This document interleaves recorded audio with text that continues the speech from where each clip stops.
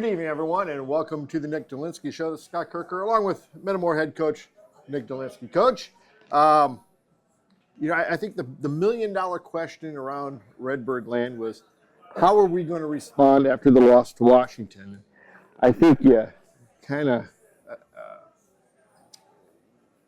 you came through with flying colors. I'm sure as a coach there were things you probably could pick out in the game film that said we didn't do well there, but for the most part, your kids played really well. I think your coaches really did a great job coaching and coached those kids up and came out and played a great game against the Morton Potters. Yeah, it was a big week for us. Obviously, once you get that first loss, we talked about it last week. You can't let one turn into two. And I thought our kids responded really well with a great week of practice.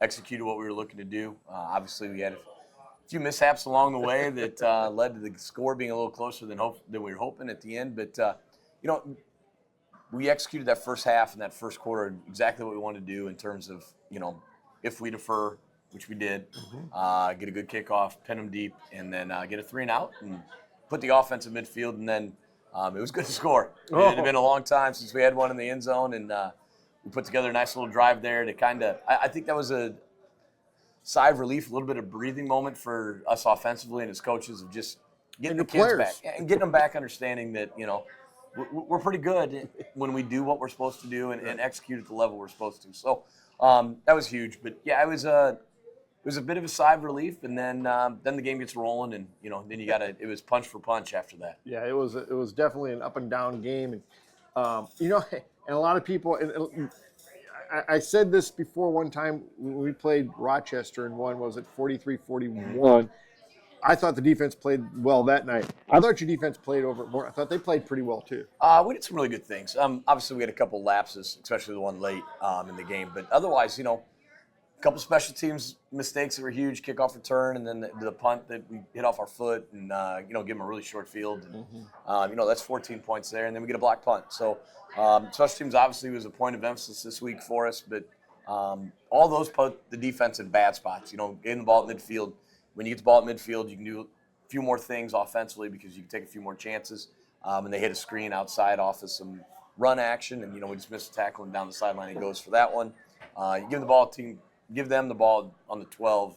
They got a pretty good chance of trying to find a way to get one in. And, and the kickoff return, you don't get a chance to defend. It makes it pretty difficult. So when you give them 3 scores that way. But defensively, I thought Coach Herring and Coach Keese and Albert and the rest of the crew kind of had them all lined up where we needed them to be. And for the most part, we got to the places we needed because that quarterback's dangerous. Yes. He's a real good football player. Fortunately, he had a bit of a wrist injury there in the second half, and then they bring in a kid that's a sophomore who's a little bit different athlete, very similar in terms of what they want to do. Probably throws it maybe a smidge better as a natural passer, but not as big as a runner. Right. But was still able to make some big plays there at the end and keep them in it. Yeah, for sure. The other thing, too, I thought your kids, when I talk about you guys playing well defensively, there were 2 times that they were able to get into the red zone and came away with no points because your defense stepped up and played really good. And the one was, I think it was a 16-play drive or whatever. It took basically the rest of the first quarter after we scored. And, it was a real long drive there. And we can get just a little bit of time in the first quarter before we flip sides. But that one and then the one right before the end of the half where we get the knockdown by Grady Neal. No, it was Grady Neal knocks it down. And Caleb Morrison got a good pressure there. Sped the time clock up. And we told Grady, man, if you catch it, you might have gone 92. There wasn't a whole lot because where they were at route-wise. Now, I don't know if he was going to outrun everybody for 92 yards, but if he could have got to maybe the 10, then Jadon might have finished the rest of that one before the end of the half. But, 2 huge plays down that stretch of putting pressure on them. And got a big third down loss there to help us when they got down in the red zone because they were goal to goal from the 10, and we got a negative play to make it 13, and that really changes everything you're trying to get done down there. For sure. The other thing, too, and we'll talk about Jadon on the offensive side of the ball, but I thought defensively there were, I think, maybe 2 plays he made where it looked like the guy caught it, and he just knocked the ball out, and I think one of them would have been a touchdown. Yeah, well, he had the one that was he kind of on a boot, which would have been the one in the end zone. He ended up dropping it, ended up being incomplete, but they also had the penalty. Well, not a penalty, the inadvertent whistle was blown on that one, so it came back and restarted that play over. But no, he made a great recovery there. And the other one was midfield.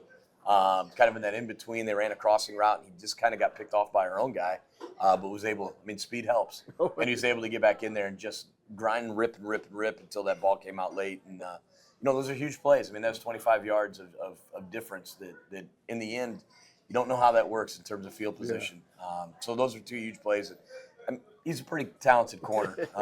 He hasn't given up many completions over the last 3 years on the guy that he's covering, and he'll tell you that the one that Morton got completed on him was an incompletion too. But, it was kid dove for it, and it's a tough play for the officials to make. But no, he's pretty talented on that side of it too. Yeah, he is. And you mentioned Caleb Morrison. I thought he had an outstanding game. I thought you had a number of guys that played and came in and did a nice job. One of the guys, you had a sickness with Jackson Backus, and Caden Petone came in, played. I thought did a really nice job as a defensive end. And Caden played most of the second half against Washington too. He gives us a little something. Jackson's long and lean. Caden's not short by any means, but he's 6'1" or so. But he just has a different angle. And that's kind of what we needed against what both of those teams ended up being fine. And Jackson's back healthy this week. So, having all three of those guys back is good because they all have their own little things. I mean, Jackson pass rush and 6'5", and he's got long arms. Sambar is probably the mixture of the two between Tony and Backus. So having those three guys all healthy this week will be huge. But Remy Lemington stepped in, or Lemkeman. I always want to say it because it's Remington. Lemkeman came in and got his first start as a senior kid that just worked his tail off and does everything you're asking, and had a real good game, and getting caught up to speed and on the things that need to happen. I thought he did a real good job. Yeah, he definitely made some big tackles for you. I didn't think they had the 116 play drive, but other than that, I never thought they were able to run the ball like I thought they might be able to. Yeah, we kind of took the run game away, that's for sure. And, when I went back and looked at the stats, and I'm like, well, that's a pretty good night out there of what they can do offensively. I mean, they're 250 to 300 yards rushing is pretty normal for them. And about their weight, too. Yeah, there's a lot of big guys up front. And but, no, we were able to get after them pretty good up front, to contain what they're doing. They ran a few different things than we anticipated. We thought we'd see a little bit more of one scheme, and they didn't go to it as much. And hopefully it has something to do with what we were doing up front, and they thought that they couldn't get to it. But the quarterback getting hurt kind of hurts their run game a little bit because I think he's their biggest weapon. So that kind of probably put a little bit in it, but we didn't give up the big run, and we took care of him in the run game. Gave him a few big passes that we're not real happy about, but things we'll continue to work at. And we've mentioned a lot of guys, and we haven't mentioned what you said before we went on air. One of the best defensive games of the game that night was AJ Yeager. Yeah, AJ, defensive player of the week for us at nose, just extremely disruptive. He plays with a high motor. Another sophomore that's just getting better each week because he keeps growing and learning what he can do, and us as coaches learning what his strengths are too, is trying to make him put our guys in the best position to go make as many plays as possible. But he just keeps fighting. A lot of double teams when you're the nose, either at what we call the zero, which is head up the center, or when he's playing just shade. Puts him in a lot of double teams. And if the thing is right now, he's starting to get to the point, if he doesn't get doubled, he's going to make a play. And the thing is, if he's getting doubled, that means the linebacker's free. And it's very complimentary, and he's done a very good job of understanding, hey, this isn't necessarily my tackle to make, but I'm the one that made that play because I kept Caleb free, or I kept it was Aiden Wallace, or it's Remy. Like, I've kept one of those guys free to go make a play. Yeah, and the team defense, I think, is really starting to get a little better. This is exactly what you want. You don't want to be peaking week 1 or 2. You want to keep getting better and better. Yeah, I mean, and especially with how young we are in a lot of spots. And, I mean, even some of our seniors are, first-year starters and just trying to learn. So, obviously, we want to make sure we continue to grow and give them opportunities of growth and see where they're going. But it is, and like we talked about, just understanding what they do best and trying to make sure we're getting kids in the right roles to make sure they know what they're doing. We know Jadon Cranford can cover in man, and Kylan McMillan now as a safety has been really able to roam. And we've got, Stephen Petrie's a different safety, and Mark Ashelman's a different type of safety. Those guys just trying to get all those pieces. And Jason Pickles has been quietly very good defensively too, just, at corner, depending along with Braden Bittner. They've done a good thing. So this week will be a little more challenged. Can't throw it around their quarterback's back from last year. But no, I thought those guys have all played pretty well. You mentioned Jason Pickles. I thought There were 2 play hits, once on a defensive play. I believe he had a pass deflection, a real nice play. Maybe the third quarter. Yeah, it's somewhere in there. Yeah. And then the other one I thought was just an outstanding call. It's 4th and goal from the 8, and it looked like he kind of decoyed and had Jadon kind of go outside to get the defense to kind of slant one way. He draws a lot of eyes. He draws a lot of eyes. So, and then you threw back to Jason Pickles, and he weaved his way, and he got it. It would have been a first down if nothing else. yeah, I mean, they gave him the touchdown. It's tough to tell on camera even, but, otherwise we got a first down. So that was key. Being able to get the first down there, and he worked his way in and got in the end zone. But Evan Grove made a big play on that one. Yes. His job as left guard getting out and finding that first guy to block. He ends up blocking 2 guys.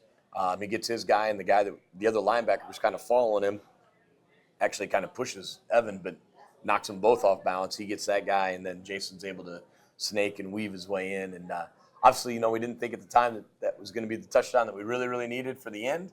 But when you get up 10 points with 2, 3.5, 4 minutes to go, you feel like you got a pretty good chance to win that game. Yeah, especially when your offense has been playing as well as it had been. Yeah, I mean, 43 points is a lot. And basically 1 score in the first quarter, and third quarter we were blank. So we were really good in the evens. We'd like to get good in all of them, but some of that had to do with, they did go on that really long drive in the first quarter. And then the third quarter they made a few adjustments, and it took us a little while to get them adjusted. When we went back and watched film, you're like, well, missed this block here, or we missed a read here, or whatever it might be. But we had 2 big balls over the top that we couldn't quite get to. We got the one down the middle to Kylan that got us to midfield after we were backed up.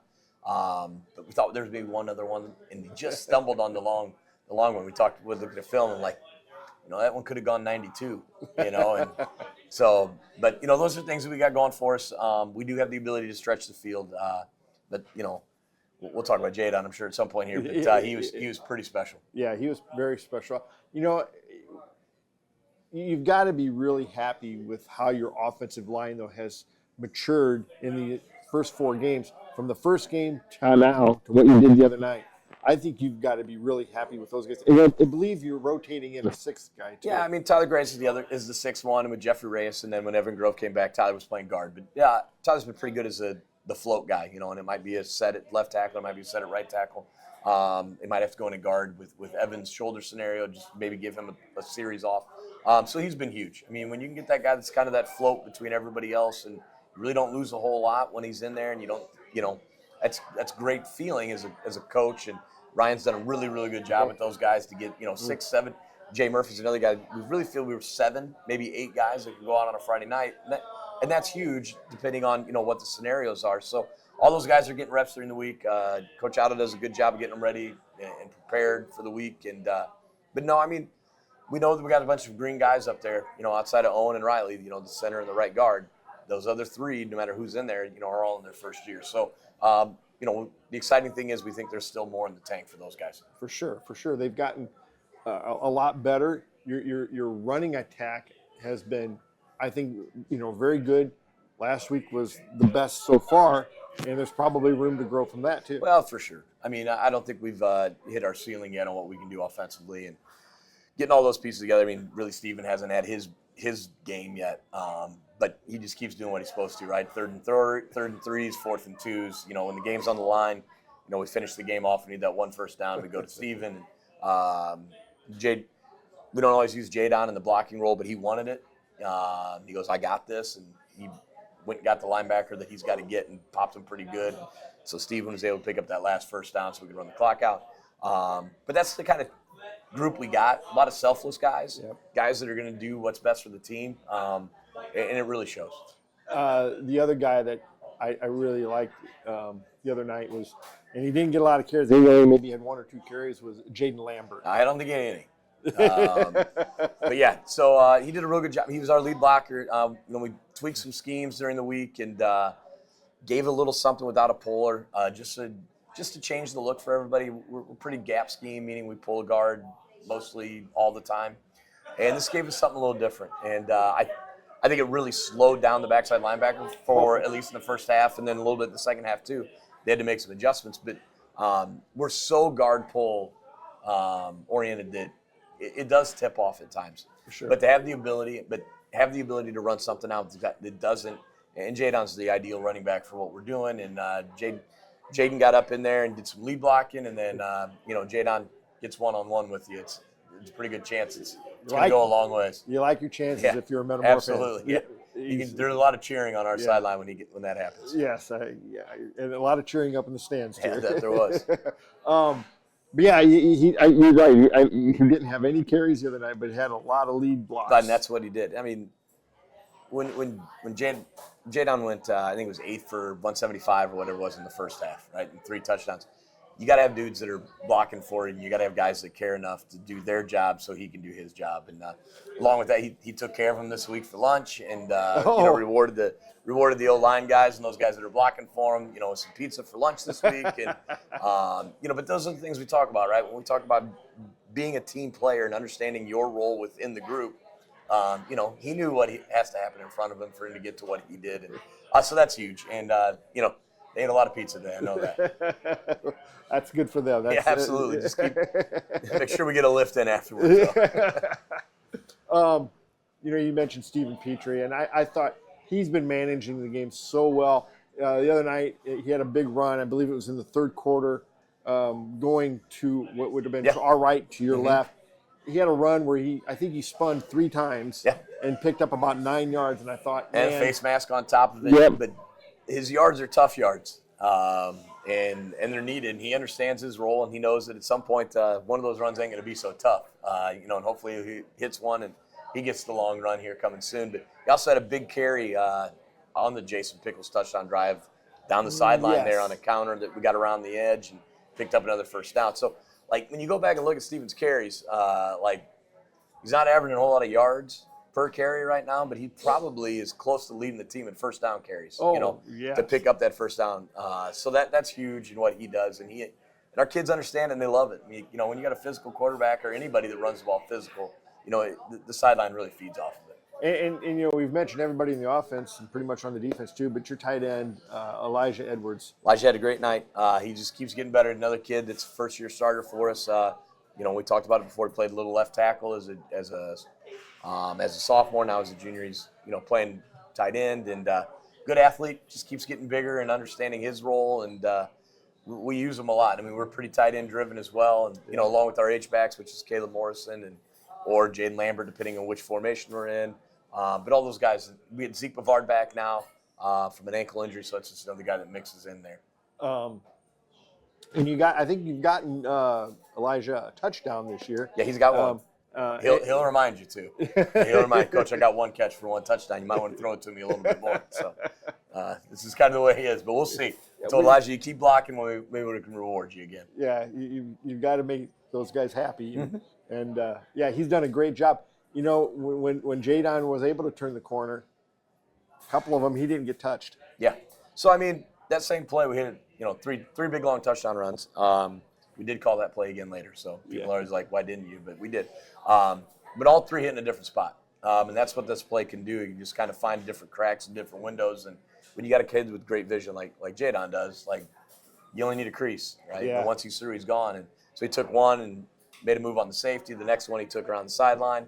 Up the sideline, and the other one he actually cut back through the A gap, broke a tackle, and then went for the last one for 30 plus, whatever it was. So that was a tough run, but probably my favorite run of Jadon's that Friday night on top of the big long touchdown run. We needed that big first down to keep moving and to get down, and it was all on that Pickles drive, or I think it was on Jason's drive. We score on the screen.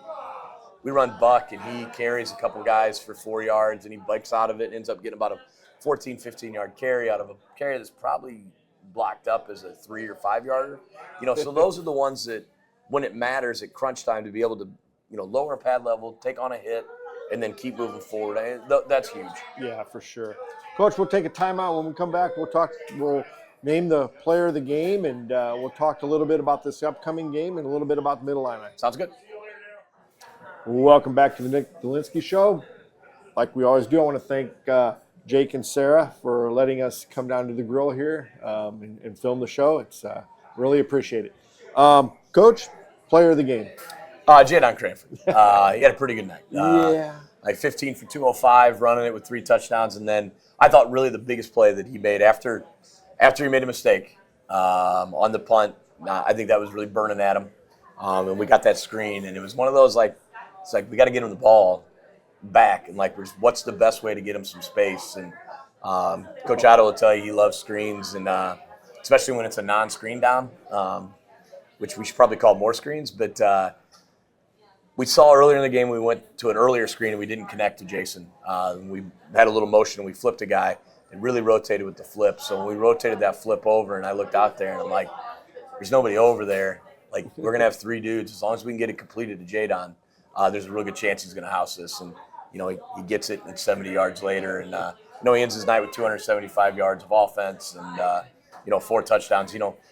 Those are special nights. You don't get those all the time. And, Jake Roman came and spoke to us on Thursday. And, he's had he had one of the most special nights ever as a running back and against Chatham Glenwood. And he talked to him about saying yes, about what it means to say yes to be a Metamora football player, what it means to say yes to be a man and step into that role and as you grow and mature. And it was a great message for our kids. And I really appreciated Jake coming over and saw it's a big night from Jadon, and he said yes, and he wanted the ball there and went and got it, and little different player than Jake Roman, but 275 yards of total offense.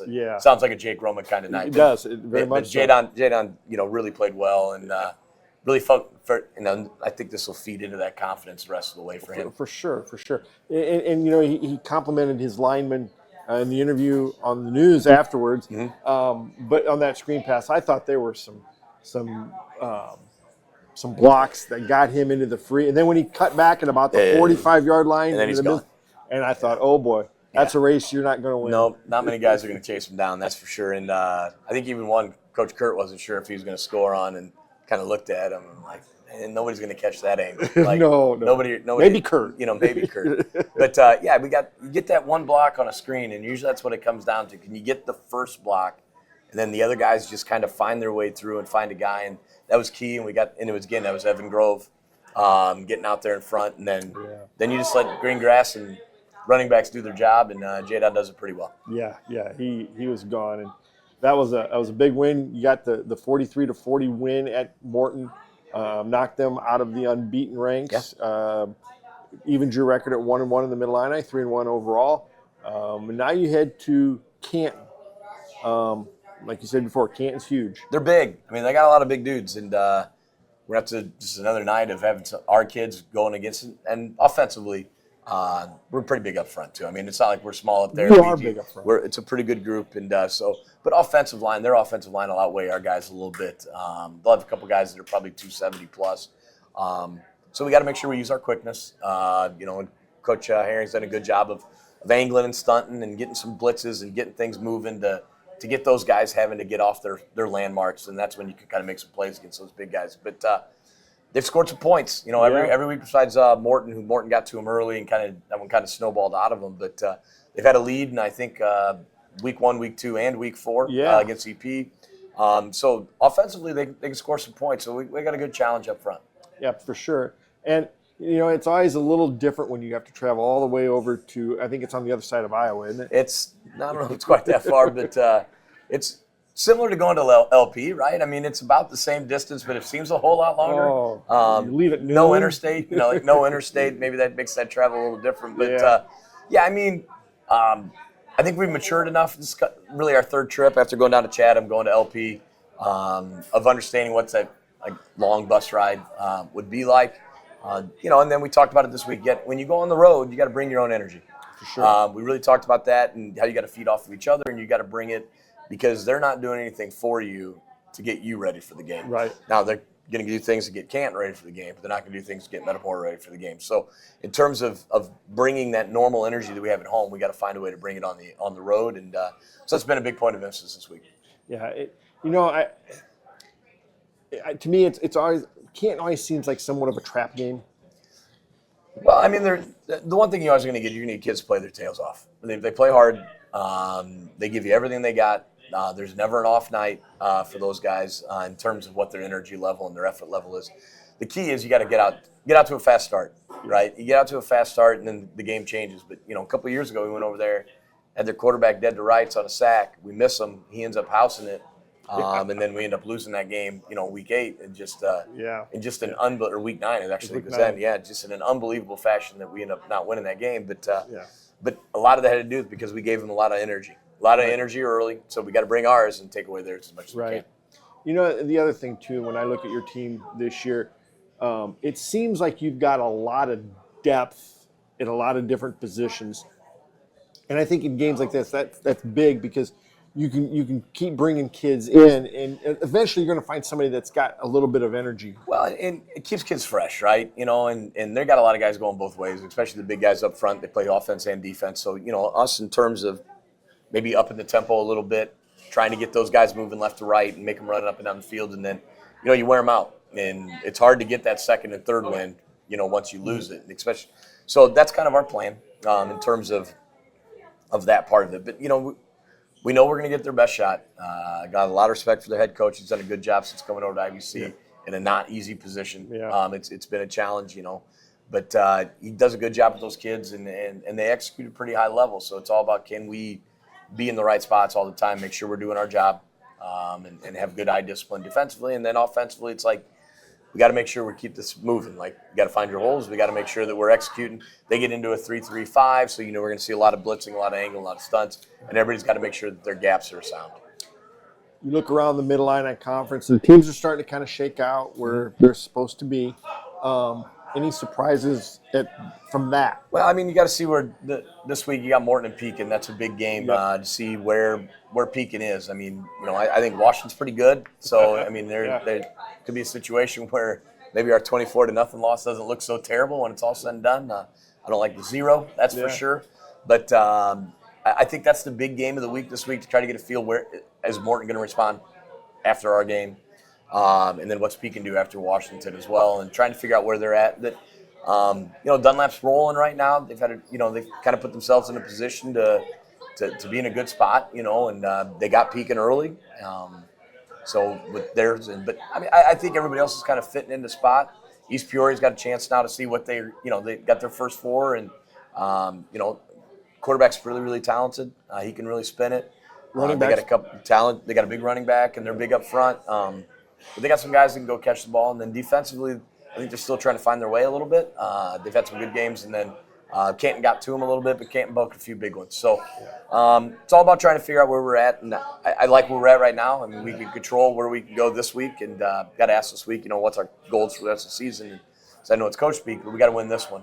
And then, next week. And as long as we can keep stacking 1-0s, we'll feel pretty good when we get to week 9. I like to look and see what teams we've played with playoff points. Mm-hmm. But I like to see what they've done, who they've played. You can go online and watch a little bit. One team that, you got a little familiarity with. It's not going to give us any playoff points, but Chatham Glen with a big win last week down in Rochester, overtime. I think that's week 0 is huge for us because I think Chatham's really, really good, and they've got 2 pretty good wins, one over Edwardsville, one over Rochester here. And it exposed some of the things we needed to work at, and that was huge. Yeah. And it's better to do it when it doesn't count than when it does. And that was one of the things that I think we grew early from that. And that's why we talked about earlier, one of the previous shows about why we like week 0 versus somebody else versus not playing. And everybody's got their own opinions, but I think for us it really helps us understand where we're at a little bit. Is you come out healthy, and you get a good look on film, and and you're going against a quality program like Chatham. Glenwood, it really helps. For sure. And what do they have, like 3 possible D1 players on They got a lot of good players. That's up to them to decide who's going to get recruited or not. But there's a lot of really good ones that if they were in Metamora, they'd have a pretty good chance playing for us too, for sure. But they should. And Coach Hayes done a real good job of putting that program together. Not that they've ever been down, but when a new guy comes in, there's always that next rotation of whatever. Yep. And, they've done a real good job, especially offensively, because they can score some points in a hurry. I believe their offensive coordinator used to be the head coach at Morton. Lennon? I did not know that. Yeah, I think it's Lennon. Yeah, that's who it is, the offensive coordinator. I did not know he was at Morton. I think he was at Morton. His son was the Heisman Trophy winner of Division III 2 years in a row, and then his other son was the wide receiver that may or may not have scored a bunch of touchdowns in a game that doesn't matter against us. So. But yeah, they've got that was actually, like you said, a really good week 0 test for us. Absolutely. And it worked out perfectly. I like to see how they do. Well, it's always, and you form relationships with those guys. They're just like, Sterling and Coach Schlemmer and those guys got a big win versus UT, and they ran off a bunch of points in a row from the third quarter on, or the second quarter on, and that's a big win for them to get them. And now, does it help us? Yeah, it's another playoff point, and puts them closer to being a built playoff team, which I think now their path is pretty clear on what they need to do to get there. And but no, I mean, obviously I watched John's information anyway if we weren't playing him. But yeah, I mean that's a, we look around the state and you start to compare, and Sycamore is a program I follow really closely, and they lose to Muhammad Seymour. Morton beats Muhammad Seymour. We beat Morton, so you kind of start to feel like there's a lot of parity, or what is this? I don't know. A lot of question marks in that terms, but Sycamore we don't have to worry about. But Muhammad Seymour could be a 4A school, and, depending on where we fall when this all gets said and done. It's nice to be 3-1 though, isn't it? Yeah, I mean, you can only win one a week, and we got it this week, so that's the plan, and we got to go put together the rest. I mean, basically today is the midway point of the regular season. So, right. We get 9 weeks, and we're at 4.5. Yep. Coach, congratulations on being 3-1. Good luck Friday, and bring home a W. Yeah, we'll do our best. That'll do it. We'll see you Friday in Canton.